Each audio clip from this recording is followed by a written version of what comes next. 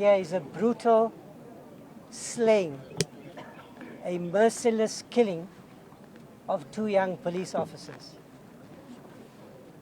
So there was a shooting up the road here, which I think was gang-related. uKhatshale uthi buseyinselele enkulu ubugebengu obunodlame oluyamene namaqembu emgulukudu endaweni yaseReha Park nokudinga ukuthathelwa izinyathelo ezinqala. Le ndawo ingenye okujutshwe kuyo amasosha ukuzolekelela amaphoyisa ukulwa nobugebengu.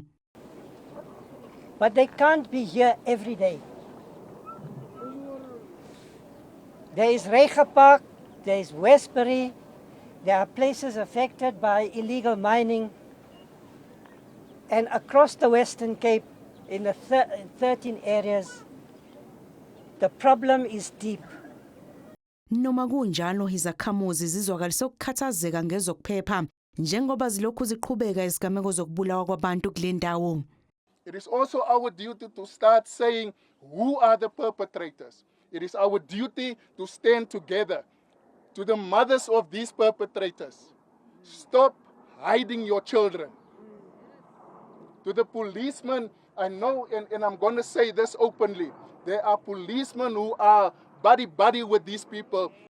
Amaphoyisa athi izoqina kakhulu imikhankaso yawo yokubhekana nobugebengu kule ndawo kanti nezenzo zokubulawa kwamaphoyisa angeke zibekezelelwe.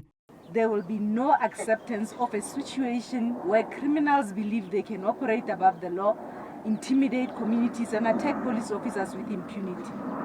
This is not acceptable and it will not be tolerated.